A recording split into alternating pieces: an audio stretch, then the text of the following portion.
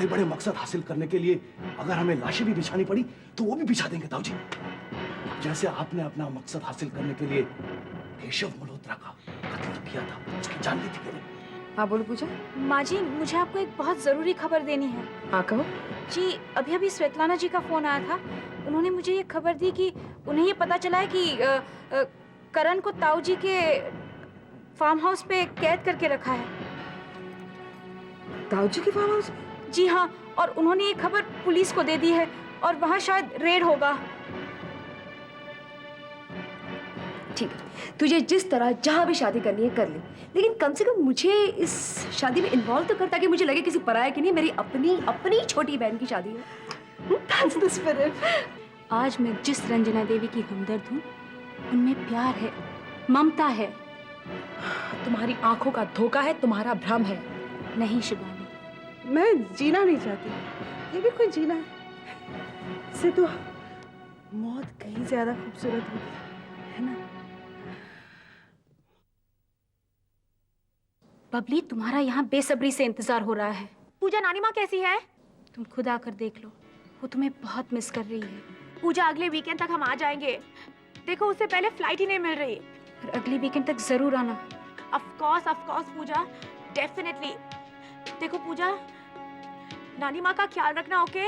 हाँ बबली, मैं नानी माँ का ख्याल जरूर रखूंगी। अच्छा। बबली और प्रहलाद आ रहे हैं?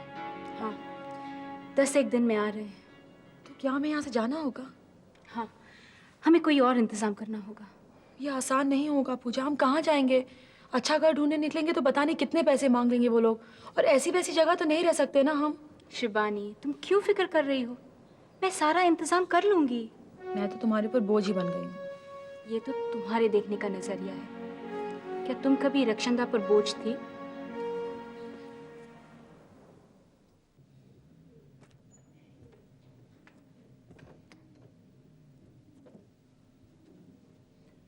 गुड इवनिंग ऋषभ साहब। आइए बंसल साहब, आइए। आपकी आवाज सुन के लग रहा है कि आप भी नाउम्मीद ही साथ लाए। आइए बैठिए। हाँ, कुछ ऐसा ही है। ऐसी कोई खास खबर नहीं है जिससे थोड़ी बहुत भी खुशी हासिल हो सके। बंसल साहब, आजकल तो कुछ ऐसा आलम है कि कोई आए और बुरी खबर साथ न लाए तो एहसान लगने लगता है। लेकिन ये खबर ऐसी है, मैं समझता हूँ कि ये आपको बता देना जरूरी है। मतलब आप मुझ पर एहसान करने के मूड में बिल्कुल नहीं है। खैर छोड़िए, बताइए क्या खबर लाए? मुझे पता चला है कि पुलिस ने जो फार्म हाउस पे रेड की थी वो नाकामयाब रही। लेकिन कुछ सबूत मिले हैं जिससे ये पता चलता है कि वहां कुछ लोग बाकायदा रह रहे हैं। और पुलिस के वहां पहुंचने से पहले वो लोग वहां से निकल गए। मतलब सांप निकल गया और पुलिस वाले लाठी पीटते रहे। क्यों? बंसल साहब, सब तरफ से नाकामयाबी ही हाथ लग रही है। एक बात होता है, केडी और उसका ये गैंग हम लोगों से कहीं ज्यादा होशियार और कहीं ज्यादा तेज है। लगातार मात देता चला जा रहा है। अरे छोड़िए बंसल साहब, अभी से क्यों मातम मना रहे हैं? जब वक्त आएगा तो साथ मिलकर मातम मना लें। ऋषभ साहब, रंजना देवी का फोन आया था। उनकी बातें सुनकर मैं सन्न रह गया। उनकी हालत चिंताजनक होती जा रही है। मुझे डर है कहीं वो अपना मानसिक संतुलन न खो बैठे। हाँ बंसल साहब, आज मेरे दिल में भी यही सबसे बड़ा डर है। लेकिन दूसरी तरफ मैं ये भी जानता हूं कि केडी और उसका वो गैंग जहां जाकर छुपा है, वहां से अब उन्हें ढूंढ निकालना बिल्कुल नामुमकिन है। अब सिर्फ एक ही रास्ता बच गया। पुलिस के साथ साथ त्यागी को भी उनकी तलाश में लगाया जाए और किसी तरह मां से रैंसम देने में देर करवाई जाए। क्या रंजना देवी इसके लिए राजी हो जाएंगी? हाँ, वो मान जाएंगी। अगर उनकी समझ में यह बात आ जाए कि जब तक केडी को रैंसम नहीं मिल जाता तब तक करण जिंदा रहेगा, और केडी की इसी उम्मीद को केडी, ताऊजी और रंजीत की मौत का जरिया बनाया जा सकता है।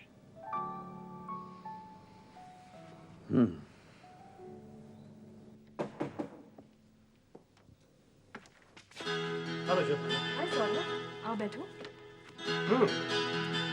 तुम अखबार में खुशखबरी ढूंढ रही हो और मैं यहाँ खुद खुशखबरी बनकर आ गया। ये तुमने बहुत अच्छा। लेकिन तुमने मेरे साथ बहुत बुरा किया। क्या?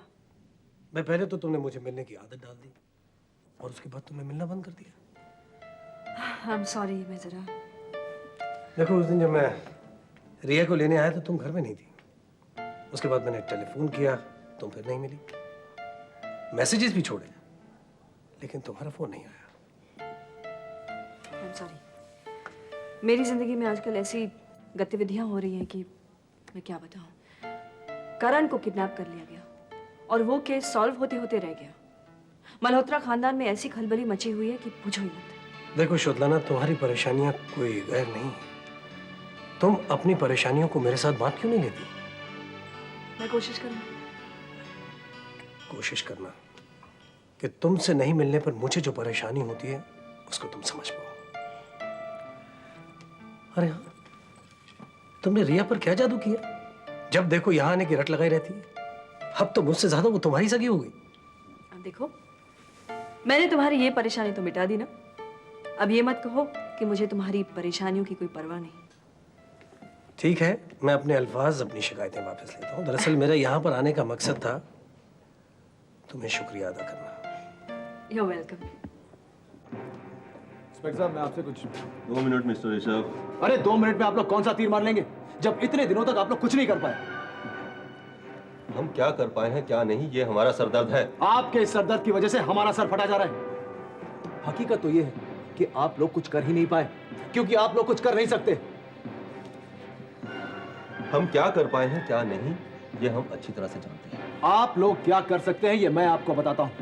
क्योंकि हर महीने की पहली तारीख को सरकार आपको पगार देती है, आप बेकार में ही रजिस्टर्स भरते रहते हैं, फिजूल की कसरत करते हैं, आप दिखावे के लिए इधर उधर भटकते रहते हैं ताकि आम जनता को यह लगे कि वाह, पुलिस कितनी मेहनत कर रही है। लेकिन हकीकत यह है इंस्पेक्टर साहब कि आपकी तहकीकात में कोई दिशा नहीं है, आप में फर्ज का कोई जज्बा ही नहीं है। देखिए मिस्टर ऋषभ, आप आपे से बाहर जा रहे हैं। नहीं इंस्पेक्टर साहब, मैं अभी भी अपने आपे के बहुत अंदर हूं, क्योंकि जिस दिन मैं अपने आपे से बाहर हो गया वो आलम देखकर आपको अपने आप पर अफसोस होगा। अच्छा, तो कर लीजिए जो करना है। वाह भाई वाह, क्या बात है, कर लीजिए आपको जो करना है, लेकिन हम कुछ नहीं करेंगे। हम जितने नालायक हैं उतने ही नालायक रहेंगे। क्यों मिस्टर ऋषभ? मिस्टर ऋषभ, हमारे शरीर की चर्बी इतनी बढ़ गई है कि वो अब हमारी आंखों में और हमारे कानों में उतर आई। हमें ना कुछ दिखाई देता है ना ही कुछ सुनाई देता है। क्यों? उस दिन आप ही ने सीना ठोककर स्वाभिमान की बात की थी ना। आपने साबित कर दिया कि आपका स्वाभिमान कितना सस्ता है। ना आप रक्षंदा के कातिल को ढूंढ पाए, ना ही केडी का पता लगा पाए। दोहराए इंस्पेक्टर साहब, मुझे ताज्जुब बिल्कुल नहीं होगा अगर आपकी आंखों के सामने आपके किसी सगे वाले को शूट कर दिया जाए या फिर अगवा कर लिया जाए और आप हाथ पर हाथ धरे बैठे रहें, क्योंकि आप लोगों को गैर जिम्मेदारी की बीमारी हो गई है। चुटकी भर भी फर्ज का जुनून नहीं है आप पुलिस वालों में, समझे आप? फर्ज और जिम्मेदारी की बात कर रहे हैं, वो भी आप जैसे शायरी जो खुद त्यागी जैसे मुजरिम जिसके नाम का अरेस्ट वारंट जारी हो चुका है उससे छिप छिप कर मिलते हैं। देखिए मिस्टर ऋषभ, हम लोगों के पास कोई जादू की छड़ी नहीं है जिसे घुमाए और मुजरिमों तक पहुंच गए। हम लोग भी लोगों की मदद से ही मुजरिमों तक पहुंचते हैं। फिर भी हम अपनी तरफ से पूरी कोशिश कर रहे हैं, आप इत्मीनान रखिए।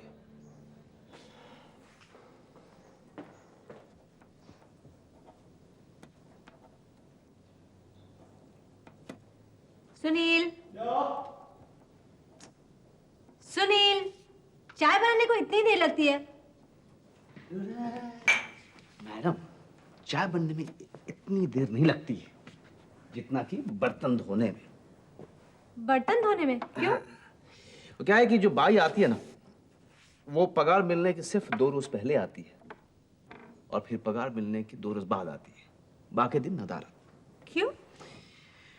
क्यों? अब ये तो उसकी मर्जी, वही जाने। नहीं आती। तुम उसे निकाल कर दूसरी क्यों नहीं रख लेते? बंबई शहर है मैडम, यहाँ बीवियां बहुत आसानी से मिल जाती हैं, बाई नहीं मिलती। अच्छा जी, इसका मतलब कि मैं तुम्हें बहुत आसानी से मिल गई। वो तो आपकी श्रद्धा थी, वैसे बताओ। अच्छा बताओ कि ये टेलीफोन डिपार्टमेंट में काम करने लगी होगी? टेलीफोन डिपार्टमेंट में? क्यों? नहीं, ये अगले साल की डायरेक्टरी बना रही थी तो। ये डायरेक्ट नहीं, ये हमारी शादी पर आने वाले मेहमानों की लिस्ट है। इतनी लंबी चौड़ी लिस्ट? शादी का प्रोग्राम है या 26 जनवरी में झांकी निकालने का प्रोग्राम है? देखो भाई, शादी हम लोग एकदम चुपके से कर लेते हैं जिसमें तामझाम ना हो। सुनील, शादी एक ही बार होती है। तो मैं भी 10 शादियों का इरादा नहीं रखता हूँ। वैसे भी वो फुटपाथिया पंडित जो है ना, वो कह चुका है कि ये पहली और आखिरी शादी है मेरी। फुटपाथिया पंडित? बस यूं ही मस्ती है, मैंने एक रोड साइड पंडित से अपना हाथ दिखाया। जब वो सारी बातें कह चुका तो मैंने अब हल्के से उससे पूछा कि पंडित जी, मेरी दूसरी शादी का योग है क्या? तो वो पंडित महाराज अपने ज्योतिष शास्त्र छोड़कर, संस्कृत भाषा त्याग कर खड़ी बोली में चालू हुए, बोले, अबे पहली शादी तो बड़ी मुश्किल से हो रही है, तू दूसरी शादी का ख्वाब देखता है। वो इतने क्रोधित हो गए, इतने क्रोधित हो गए कि जैसे तैसे मैंने उनके पांव छुए और उनको कंट्रोल में लाया। तो भाई हमारी रीतू रानी, हमारा एक ही ठो ब्याह होने वाला है, तो ज्यादा तामझाम की जरूरत ना ही, ज्यादा भीड़ भड़के की जरूरत ना ही। पर मुझे मेरी शादी में इस भीड़ भड़के की जरूरत है। I must tell you ma'am, Prince Charles और लेडी डायना की शादी, जो उनकी शादी हुई थी, उसमें बहुत ही इंग्लिश, अंग्रेजी भीड़ भड़का था, लेकिन शादी का नतीजा इंटरनेशनल हिस्ट्री। तो मतलब यह है कि शादी के वक्त जो शोर शराबा होता है, शादी के बाद उतना ही सन्नाटा रहता है। सुनील देखो, तुम ये उल्टी सीधी बातें करके मुझे डराओ मत। पोस्टमैन, ये तो आप ही हैं। Thank you, thank you. किसने चिट्ठी भेजी? किसने चिट्ठी? My God,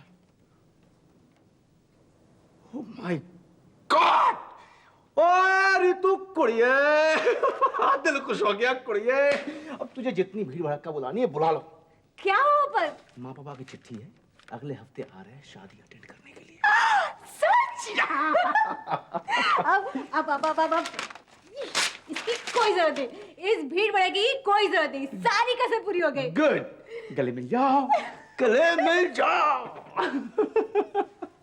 That's a great news. Oh my God. Oh my.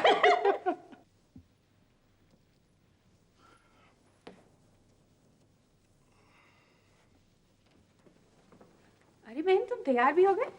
सुमन, नाश्ता लाना साहब का। नाश्ता कर लिया। आई एम सॉरी बहन, वो क्या है ना कि अमित को मेरी इतनी ज्यादा आदत हो गई है ना कि जरा देर के लिए हटो ना तो पूरा घर सर पे उठा लेता है।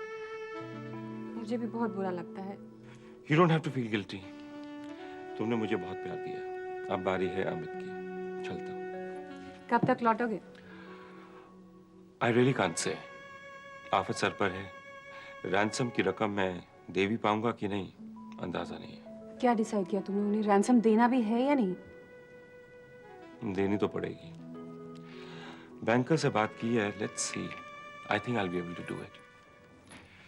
अमित का ख्याल रखना।